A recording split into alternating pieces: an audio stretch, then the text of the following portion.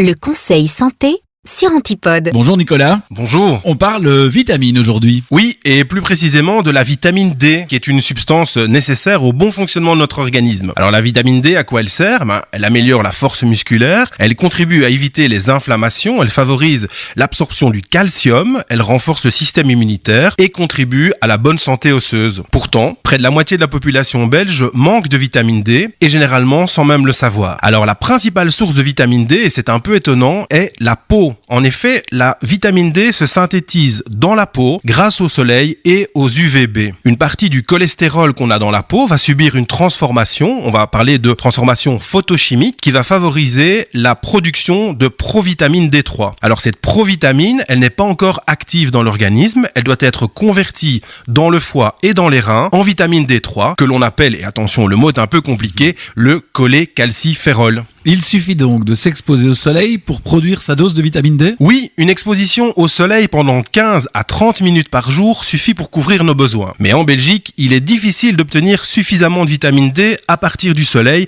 et ce tout au long de l'année. En effet, l'hiver est parfois long et le soleil capricieux. En raison de notre situation nordique, le nombre d'heures d'ensoleillement et l'intensité du rayonnement ultraviolet sont insuffisants pour produire la vitamine D dont nous avons besoin, et ce, entre les mois d'octobre et mars. Alors le reste de l'année, le soleil n'est assez fort qu'entre 11 et 15 heures, et malheureusement ce sont souvent des heures qui sont passées à l'intérieur ou alors couverts d'une bonne couche de crème solaire nécessaire pour se protéger des méfaits du soleil. Donc même en été, la production peut être insuffisante dans certains cas. Alors une quantité limitée de vitamine D, alors on parle de 10 à 20% des apports, est fournie par l'alimentation.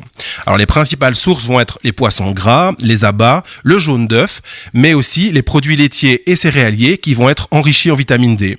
Alors par contre, dans les fruits et les légumes, on n'en trouve pas, à l'exception des champignons, ce qui peut être une information intéressante pour les végétaliens et les végétariens. Alors étant donné que les apports limités par l'alimentation et la production n'est pas toujours suffisante par la peau, il est donc souvent nécessaire de prendre un complément alimentaire pour éviter une carence. Et c'est même particulièrement recommandé pour certains groupes de patients, les enfants pour la formation des os et des dents, les femmes enceintes pour la formation du squelette du bébé, les personnes plus âgées parce que leur peau synthétise moins bien la vitamine D et aussi parce qu'elle s'expose moins souvent au soleil, ou encore les personnes à la peau foncée qui synthétisent également moins bien la vitamine D. Pour plus d'informations sur les différents compléments de vitamine D ainsi que sur leur dosage et leur utilisation, n'hésitez pas à en parler à votre pharmacien. Et notre pharmacien à nous, il s'appelle Nicolas, il revient la semaine prochaine. Merci beaucoup Nicolas. Merci.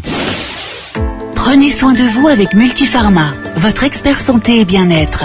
Retrouvons-nous en pharmacie et sur multipharma.be.